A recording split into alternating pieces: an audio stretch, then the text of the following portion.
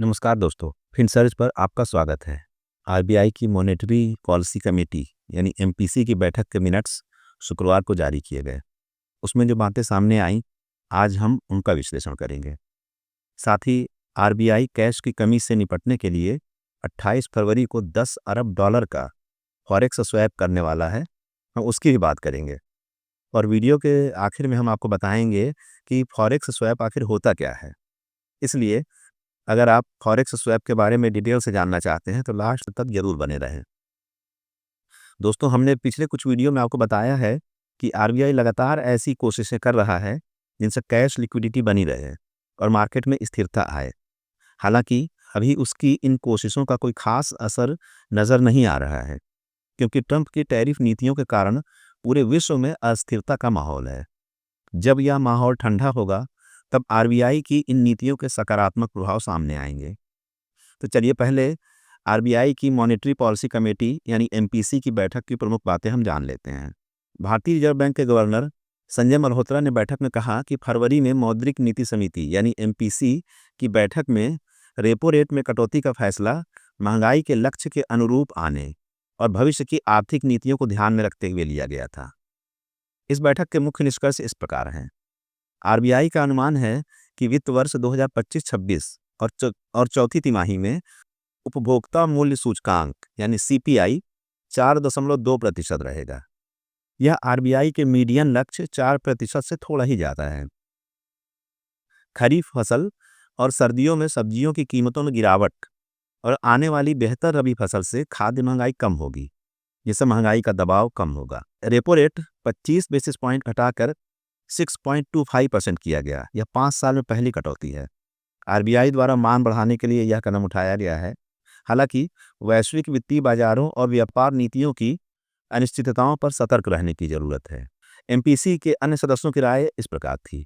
उप governor M Rajeshwar Rao ने कहा कि नकदी बढ़ाने और बैंकों के कैश रिजर्व रेशियो यानी सीआरआर में कटौती से ब्याज दरों में गिरावट का असर बाजार पर सकारात्मक रहेगा। अन्य मेंबर राजीव रंजन जी ने बताया कि अक्टूबर 2024 की मौद्रिक नीति में भाषा में बदलाव कर दर कटौती के संकेत पहले ही दे दिए गए थे। एक अन्य मेंबर राम सिंह ने कहा कि कमजोर कोर महंगाई और खाद्य महंगाई में गिरावट के चलते दर कटौती जरूरी थी। अन्य मेंबर सौगत भट्टाचार्य ने महंगाई में गिरावट की संभावनाओं को देखते हुए आर्थिक विकास को प्राथमिकता देने की जरूरत बताई। एक अन्य मेंबर नागेश कुमार जी ने कहा कि मंदी से उबरने के लिए 50 बेसिस पॉइंट की कटौती बेहतर होती, लेकिन वैश्विक अनिश्चितताओं को देखते हुए 25 बेसिस पॉइंट कटौती का ही निर्णय सही रहा। बैठक का निष्कर्ष कुल मिलाकर यह रहा कि आरबीआई की नीतिगत दर में कटौती महंगाई नियंत्रण और आर्थिक विकास को गति देने की दिशा में उठाया गया महत्वपूर्ण कदम है। आरबीआई द्वारा आगे की नीतियां वैश्विक बाजार की स्थिति और महंगाई के रुझानों को देखकर तय की जाएंगी। चलिए दोस्तों, अब आरबीआई द्वारा नकदी संकट से निपटने के लिए 28 फरवरी को किए जाने वाले 10 अरब डॉलर की विदेशी मुद्रा स्वैप के बारे में बात करते हैं। इस स्वैप के मुख्य बिंदु इस प्रकार हैं। आरबीआई 28 फरवरी को 10 बिलियन यानी 10 अरब डॉलर का फॉरेक्स स्वैप करेगा ताकि बैंकिंग प्रणाली में नकदी संकट को कम किया जा सके। इस प्रक्रिया में केंद्रीय बैंक यानी आरबीआई बैंकों से डॉलर खरीदेगा और आगे की तारीख में उन्हें वापस बेचने का अनुबंध करेगा, जिससे रुपए की तरलता यानी लिक्विडिटी बढ़ेगी। यह कदम शॉर्ट टर्म ब्याज दरों को कम करने में मदद करेगा, खासकर मार्च में जब ये फाइनेंशियल ईयर समाप्त होता है। दोस्तों, यह दूसरा फॉरेक्स स्वैप है। पिछले महीने आरबीआई ने 5 अरब डॉलर का 6 महीने का स्वैप किया था। क्योंकि बैंकिंग प्रणाली में करीब 2 लाख करोड़ रुपए की नकदी की कमी बनी हुई है, जो 10 वर्षों में सबसे खराब स्थितियों में से एक है। यह कमी आरबीआई द्वारा डॉलर बेचकर रुपये की अस्थिरता को रोकने के कारण आई है, क्योंकि अमेरिकी राष्ट्रपति डोनाल्ड ट्रंप की टैरिफ नीतियों ने डॉलर को मजबूत किया है। आरबीआई कैश की कमी से निपटने के लिए अन्य उपाय भी कर रहा है। जैसे फॉरेक्स स्वैप के अलावा आरबीआई ओपन मार्केट बॉन्ड खरीद और लंबी अवधि की रेपो नीलामी कर रहा है, ताकि नकदी के फ्लो को बढ़ाया जा सके। हाल ही में आरबीआई ने लगभग 5 सालों में पहली बार ब्याज दरों में कटौती की, लेकिन विशेषज्ञों का मानना है कि पॉलिसी दरों में कटौती का पूरा लाभ अर्थव्यवस्था तक पहुंचाने के लिए और अधिक कैश फ्लो की जरूरत है। तो चलिए, जैसा कि हमने कहा था कि आखिरी में हम आपको बताते हैं कि फॉरेक्स स्वैप क्या है और इसका मार्केट पर कैसे प्रभाव पड़ता है, इसके बारे में डिस्कशन कर लेते हैं। सबसे पहले यह जान लेते हैं कि फॉरेक्स स्वैप होता क्या है। फॉरेक्स स्वैप वास्तव में एक वित्तीय अनुबंध यानी फाइनेंशियल एग्रीमेंट होता है, जिसमें दो पक्ष एक करेंसी, मान लीजिए डॉलर या रुपए, को दूसरी करेंसी यानी डॉलर या रुपए के साथ एक निश्चित अवधि के लिए एक्सचेंज करते हैं और तय समय के बाद वापस उसी करेंसी में स्वैप कर लेते हैं। अब जानते हैं कि आरबीआई फॉरेक्स स्वैप का उपयोग कैसे करता है। रिजर्व बैंक ऑफ इंडिया यानी आरबीआई जब नकदी संकट को कम करने यानी कैश क्रंच को कम करने या तरलता यानी लिक्विडिटी को बढ़ाने के लिए फॉरेक्स स्वैप करता है, तो वह आमतौर पर दो तरीकों से इसे अंजाम देता है। जैसे कि अभी 28 फरवरी को करने वाला है यानी लिक्विडिटी को बढ़ाने के लिए, तो इसका तरीका इस प्रकार रहता है। इसमें आरबीआई बाजार से अमेरिकी डॉलर खरीदता है और भारतीय रुपए की आपूर्ति बढ़ाता है।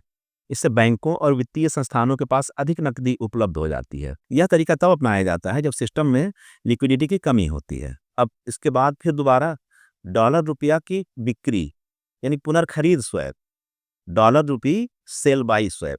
इसमें आरबीआई बाजार में डॉलर बेचता है और बदले में रुपए को अवशोषित करता है।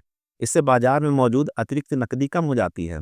यह तरीका तब अपनाया जाता है जब मुद्रास्फीति यानी इन्फ्लेशन अधिक होती है और अधिक नकदी के कारण महंगाई बढ़ने का खतरा होता है।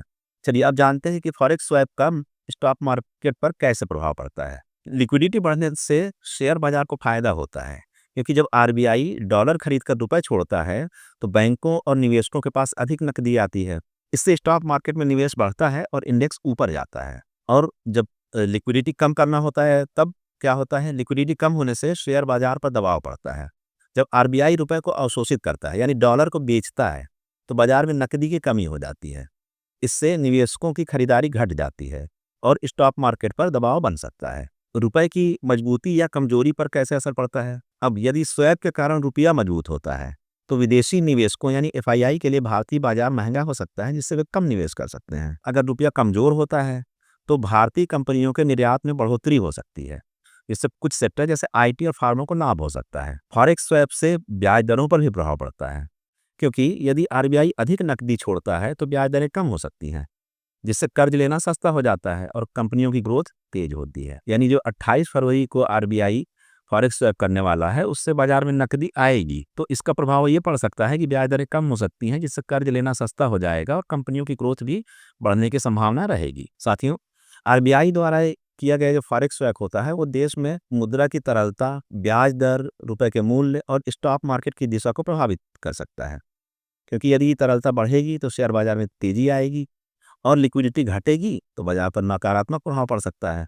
हालांकि हम फिर आपको याद दिला दें कि 28 फरवरी को जो स्वैप करने वाला है आरबीआई, उसमें मार्केट में लिक्विडिटी बढ़ाने के लिए कोशिश की जा रही है, यानी बाजार पर सकारात्मक प्रभाव पड़ने की पूरी संभावना है। तो साथियों, आपको यह खबर कैसी लगी कमेंट सेक्शन में अपने विचार जरूर बताइएगा।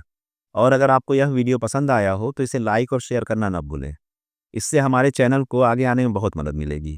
कृपया चैनल को सब्सक्राइब करें और बेल आइकन भी जरूर दबा दें ताकि आपको हर अपडेट सबसे पहले मिले।